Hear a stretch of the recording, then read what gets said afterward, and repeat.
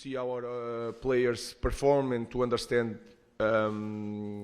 in each position they are better to play. So we have a lot to improve. We have to use every game, every training to see that. Also, FCSB is on the 8th position at the moment. Is it surprising for you to see this, considering teams like Galatasaray, Rangers are behind? No, it's not surprising, and we proved that in Premier League. We are Manchester United, and we are so low in the table. So anything can happen in football. We know that he is a strong team, can score a lot of goals from set pieces, can win difficult matches, sometimes without any so much possession. So he's a really smart team, and we have to perform well to win the game. Hello, my name is Theodor Jumutate from Golasso.ro. I've got two questions too, please. First of all, how will you react if one day in the morning of a game, Sir Jim Ratcliffe will call you asking to use in the first lineup a player that he wants instead of a player that you want? That is not even a question. I'm the coach of Manchester United. That is really clear. Everyone here has a job. Andrew has a job. Lenny has a job. My job is to choose the players, and that is not even a possibility. And the second, how would you define the last 12 years of Manchester United with 10 different managers, including 4 caretakers, for 0 Premier League titles? Would you define it as a crisis? No, it's not a crisis. It's a problem because this club is a massive club, and this club had a person like Sir Alex Ferguson in charge of everything for so long. And then when you lose this kind of personality in the club, sometimes it's really hard to start again. So I think that can happen at any club, especially in our club. It was like 26 years, 26 years with the same person, 27, sorry, with that aura and in charge of everything, that build everything, that talk with all the kids, that to bring him here since under 8, under 14. So we need to start doing that without Sir Alex and with just a small help from him. So that can happen in any club. Hello, Mr. Paul Andone from Prima Sport. I want to ask you, what do you know about FCSB, and if you speak with Tony Da Silva about the Romanian team? No, I know the team because we studied the team to prepare this game. Like I said, it's a team that sometimes is a little bit different in Europe without so much possession, can score from set pieces, with one striker that is really fast in transition. Miculescu with the left foot is really strong. Two central backs that are really strong on the duels. 2 full backs that plays up and down until the 19 minutes. So we have to be prepared for that, and I'm sure our team is prepared to fight for the win. No, nothing. Hello, Justin Gafiuc, Gazeta Sporturilor.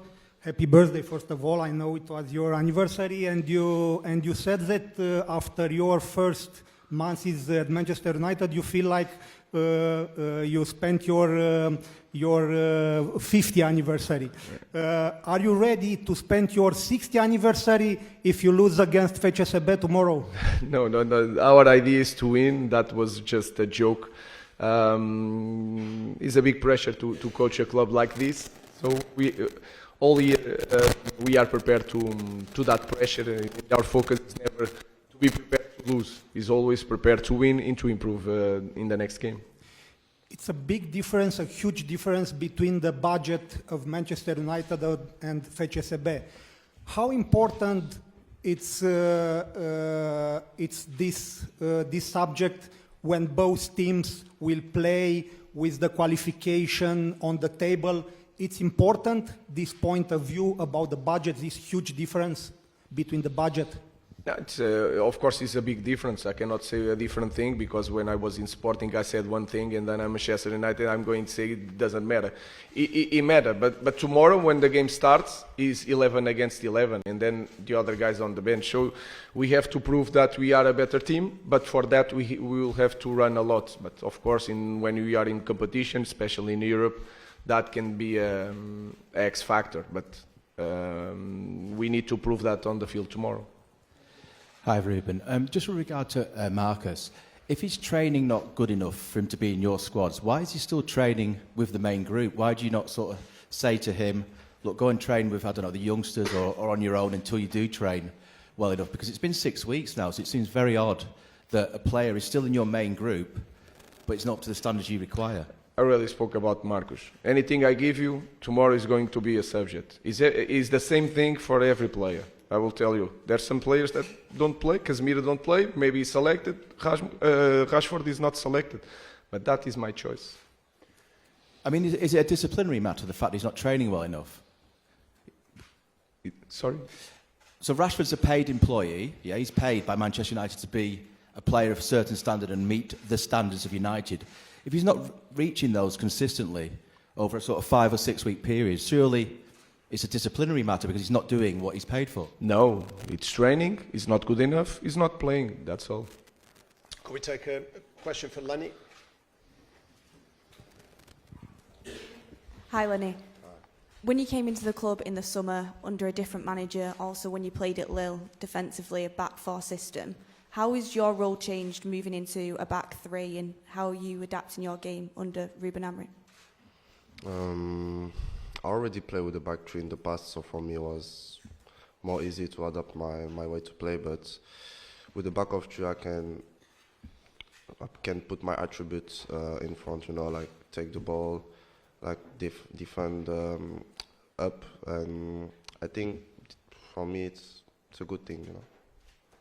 And then in terms of in the summer when you did move to Manchester United, there's a lot of clubs that were linked to you. What made you pick Manchester United to move to?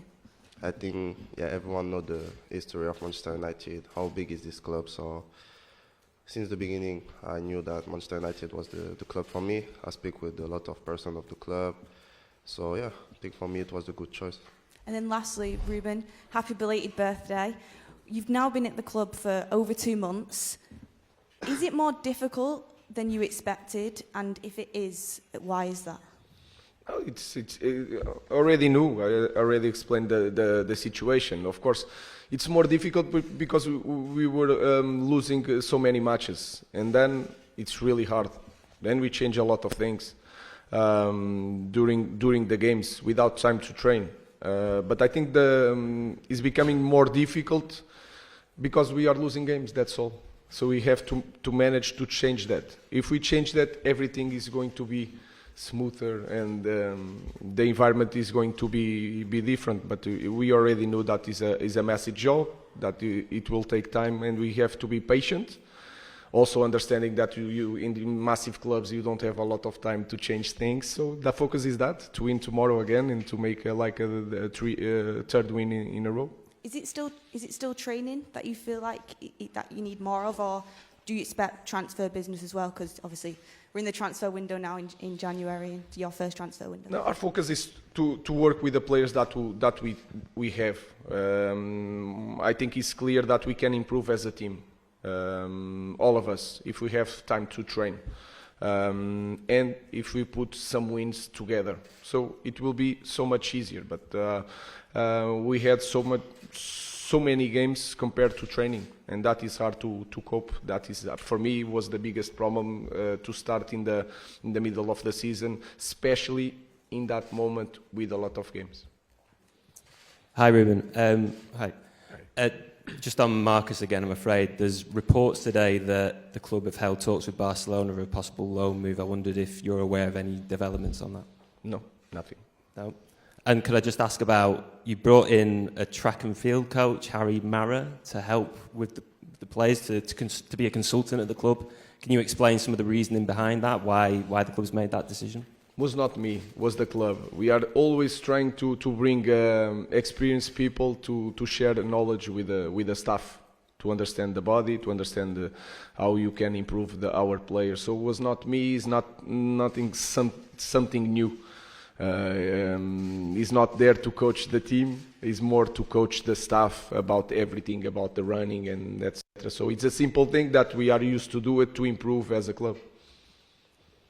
Hi, Ruben. We're near the end of your first transfer window now. I'm just wondering how you find it. Has it been as difficult as you expected? Has it been more difficult than you expected? You've obviously spoken with the owners about the financial situation when you took the job, but how have you found the window in reality, and how difficult has it been trying to get deals done?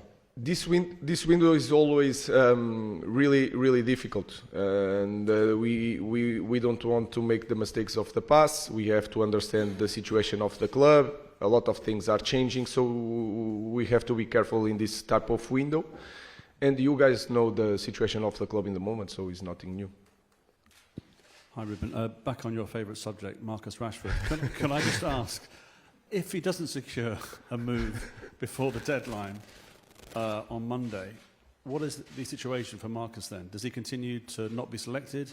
Is there a route back for him? How will that situation play out from your perspective? Our team, you can look at our team and imagine the profile of the players, you know? Now imagine a talent like Rashford. Our team should be so much better with Rashford. But Rashford, he has to change. If he change, we are more than welcome to put a talent like Rashford. And we need it. So, but in this moment, I think it's really clear that we have to set some standards. That's all. We are waiting for Marcus if he wants really bad. That's the only thing. So it's you try to make like something personally. It's not personal. I have nothing against Marcus. I just have to make the same rules for everybody. And that for me it's so simple. It's always the same answer. Is it disappointing for you as a coach though to see a player with such talent and potential? We've seen it in the past, what he's achieved, that your message is not getting through to him. I promise, Andrew, I will not give you nothing today about Marcus Rashford. I'm giving you a little bit. It's the same thing, guys. We need goals. We need 1 against 1. We need threat on the final third. Guys, what more do you need? We've got to get some dinner and some sleep. Thank you very much. Thank you, guys.